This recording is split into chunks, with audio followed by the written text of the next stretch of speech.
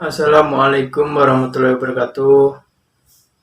Kami dari kelompok 2 yang beranggota 4 orang, yaitu saya sendiri Jeffrey Supanto, Rizka Amelia Wardani, Hertika Widiawati, dan Ida Fitri Amelia ingin mempresentasikan tentang PSHP 010, PSHP 11, dan PSHP 12. PSHP 10 kebijakan akuntansi, perubahan kebijakan akuntansi, koreksi kesalahan, estimasi, dan operasi dihentikan. Kebijakan akuntansi. Kebijakan akuntansi adalah prinsip yang dipilih dalam menyusun LK. Kebijakan akuntansi yang digunakan sesuai dengan standar, dan jika tidak ada standar khusus, gunakan standar lain, kerangka konseptual, dan pertimbangan manajemen. Perubahan kebijakan akuntansi ada 3, yaitu perubahan kebijakan akuntansi diperkenankan karena diharuskan standar atau perubahan akan meningkatkan kendala dan relevansi LK. Yang kedua, penerapan perubahan secara retrospektif. Yang ketiga, retrospektif, penerapan kebijakan seakan telah diterapkan dari awal. Koreksi kesalahan ada 2, yaitu kesalahan adalah kesalahan dalam laporan keuangan yang telah diotorisasi. Yang kedua, koreksi kesalahan dilakukan secara retrospektif. Estimasi ada 3, estimasi adalah perkiraan yang digunakan dalam menyusun LK. Yang kedua, perubahan estimasi dilakukan secara prospektif. Yang ketiga, prospektif, yaitu penerapan di tahun berjalan dan selanjutnya. Operasi dihentikan ada 2, yaitu penyajian komparatif tetap dilakukan saat penghentian terjadi. Yang kedua, diungkapkan dalam laporan keuangan. Selanjutnya, kebijakan akuntansi. Yang pertama, kebijakan akuntansi adalah prinsip-prinsip, dasar-dasar, konvensi-konvensi, aturan-aturan, dan praktik-praktik spesifik yang dipilih suatu entitas pelaporan dalam penyusunan dan penyajian laporan keuangan. Yang kedua, ketika suatu PSHP secara spesifik mengatur suatu transaksi, peristiwa, atau kondisi tertentu, maka kebijakan akuntansi yang diterapkan menggunakan PSHP dimaksud. Yang ketiga, estimasi memilih dan menerapkan kebijakan akuntansi secara konsisten dan transaksi, peristiwa lainnya, dan kondisi yang sejenis, kecuali suatu PSHP secara spesifik mengizinkan pengelompokan pos-pos dengan kebijakan akuntansi yang berbeda merupakan hal yang tepat. Jika suatu PSHP mengizinkan pengelompokan tersebut, maka suatu kebijakan akuntansi yang telah harus dipilih dan diterapkan secara konsisten untuk suatu kelompok tersebut. Selanjutnya, kebijakan akuntansi. Dalam hal tidak ada PSHP yang secara spesifik mengatur transaksi, entitas menggunakan pertimbangan mengembangkan dan menerapkan suatu kebijakan akuntansi dengan mengacu pada sumber-sumber berikut ini. A. Ketentuan dalam PSHP yang mengatur hal serupa dan berhubungan dengan kondisi, situasi, atau transaksi terkait. Yang B. Definisi kriteria pengakuan dan pengukuran untuk aset kewajiban pendapatan, LO, beban pendapatan, LRA, belanja pembiayaan, arus kas, dan perubahan ekuitas yang dijelaskan dalam kerangka konseptual. Dalam melakukan penilaian, entitas juga dapat mempertimbangkan A. Pernyataan standar terkini yang diterbitkan oleh penyusun standar, dan B. Praktek akuntansi yang sehat dan berterima umum baik di sektor pemerintah maupun sektor swasta, tetapi hanya sebatas yang tidak bertentangan dengan sumber-sumber. Selanjutnya, perubahan kebijakan akuntansi. Suatu entitas mengubah kebijakan akuntansi hanya apabila disyaratkan oleh suatu PSHP atau perubahan kebijakan akuntansi tersebut akan menghasilkan informasi yang lebih andal dan relevan terkait dengan pengaruh transaksi peristiwa serta kondisi lain dalam penyajian LK. Perubahan dari satu basis akuntansi ke basis akuntansi lainnya termasuk dalam perubahan kebijakan akuntansi. Bergantung pada dampak kumulatif memungkinkan dalam menerapkan kebijakan baru. A. Entitas mencatat perubahan kebijakan akuntansi akibat penerapan awal suatu PSAP sebagaimana yang diatur dalam ketentuan transisi dan dalam PSAP tersebut jika ada dan jika entitas mengubah kebijakan akuntansi yang penerapan awal suatu PSAP yang tidak mengatur ketentuan transisi atau perubahan kebijakan akuntansi secara sukarela, maka entitas menerapkan perubahan tersebut secara retrospektif.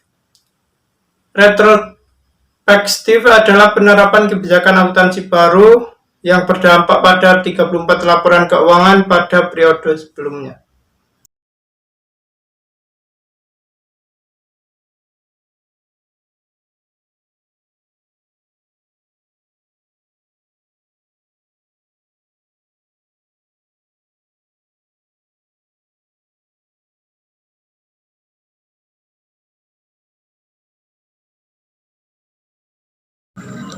Entitas pelaporan. Entitas pelaporan adalah unit pemerintahan yang terdiri dari satu atau lebih entitas akuntansi yang menurut ketentuan peraturan perundang-undangan wajib menyampaikan laporan pertanggungjawaban berupa laporan keuangan. Konsolidasi. Konsolidasi adalah proses penggabungan antara akun-akun yang diselenggarakan oleh suatu entitas pelaporan dengan entitas pelaporan lainnya, entitas akuntansi dengan entitas akuntansi lainnya, dengan mengeliminasi akun-akun timbal balik agar dapat disajikan sebagai suatu entitas pelaporan konsolidasian. Ciri-ciri entitas pelaporan. Yang pertama, dibiayai oleh APBN atau APBD atau mendapat pemisahan kekayaan dari anggaran. Yang kedua, dibentuk dengan peraturan perundang-undangan. Yang ketiga, pimpinan entitas tersebut adalah pejabat pemerintah yang diangkat atau pejabat pemerintah negara yang ditunjuk atau dipilih oleh rakyat. Yang keempat, entitas tersebut membuat pertanggungjawaban baik langsung maupun tidak langsung kepada wakil rakyat sebagai pihak yang menyetujui anggaran. Entitas laporan terdiri dari pemerintah pusat, pemerintah daerah, kementerian negara atau lembaga, dan yang terakhir Bendara Umum Negara atau BUN. Penyajian laporan konsolidasian. Yang pertama, laporan keuangan konsolidasian terdiri dari laporan realisasi anggaran, laporan perubahan, SAL, neraca, laporan operasional, laporan perubahan ekuitas, laporan arus kas, dan catatan atas laporan keuangan. Yang kedua, laporan keuangan konsolidasian disajikan untuk periode pelaporan yang sama dengan periode pelaporan keuangan entitas pelaporan dan berisi jumlah komparatif dengan periode sebelumnya. Yang ketiga, pelaporan konsolidasian diikuti dengan eliminasi akun-akun timbal balik. Namun demikian, apabila eliminasi dimaksud belum dimungkinkan, maka hal tersebut digunakan dalam CALK. Prosedur konsolidasi. Yang pertama, menggabungkan dan menjumlahkan akun yang diselenggarakan oleh entitas pelaporan dengan entitas pelaporan lainnya, atau entitas akuntansi dengan entitas akuntansi lainnya dengan atau tanpa mengeliminasi akun timbal balik. Yang kedua, entitas pelaporan menyusun laporan keuangan dengan menggabungkan laporan keuangan seluruh entitas akuntansi yang secara organisator berada di bawahnya. Yang ketiga, dalam hal konsolidasi dilakukan tanpa mengeliminasi akun-akun yang timbal balik. Maka, nama-nama akun yang timbal balik dan eliminasi besaran jumlah dalam akun yang timbal balik dicantumkan dalam CLAK.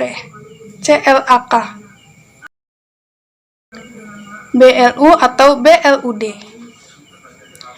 Yang pertama, selaku pemerintah anggaran belanja pemerintahan atau APBN atau APBD, BLUD atau BLU adalah entitas akuntansi yang laporan keuangannya dikonsolidasikan pada entitas laporan yang secara organisator membawahinya. Yang kedua, selaku satuan kerja pelayanan berupa badan, walaupun bukan bentuk badan hukum, yang mengelola kekayaan negara yang dipisahkan, BLU atau BLUD adalah entitas pelaporan. PSAP 12 tentang laporan operasional yang terdiri dari manfaat laporan operasional dan ruang lingkup. Manfaat laporan operasional berlaku untuk setiap entitas pelaporan dan entitas akuntansi baik pemerintah pusat maupun pemerintah daerah dalam menyusun laporan operasional yang menggambarkan pendapatan, laporan operasional, beban dan surplus atau defisit operasional dalam suatu periode pelaporan tertentu, tidak termasuk perusahaan negara atau daerah. Ruang lingkup menyediakan informasi mengenai seluruh kegiatan operasional keuangan entitas pelaporan yang tercerminkan dalam pendapatan, laporan operasional, beban dan surplus atau defisit operasional dari suatu entitas pelaporan yang penyajiannya disandingkan dengan periode sebelumnya. Konsepsi basis yang terdiri dari satu pendapatan, laporan operasional, dan beban dalam bentuk barang atau jasa harus dilaporkan berdasarkan nilai wajarnya pada tanggal transaksi dan diungkap dalam catatan atas laporan keuangan. 2. Transaksi pendapatan dan beban dalam bentuk barang atau jasa antara lain hibah dalam wujud barang rampasan dan jasa konsultasi. 3. Pembiayaan tidak diperhitungkan dalam perhitungan surplus atau defisit laporan operasional karena transaksi pembiayaan tidak terkait dengan operasi pada periode pelaporan. Struktur dan isi menyajikan berbagai unsur: A. Pendapatan laporan operasional, B. Beban, C. Surplus atau defisit dari operasi, D. Surplus atau defisit dari kegiatan operasional, E. Surplus atau defisit sebelum pos luar biasa, F.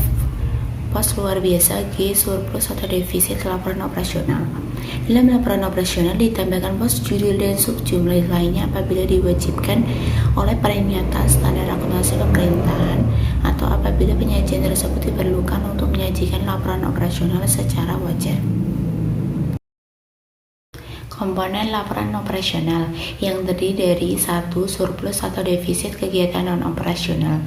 Pendapatan dan beban yang sifatnya tidak rutin perlu dikelompokkan tersendiri dalam kegiatan non-operasional.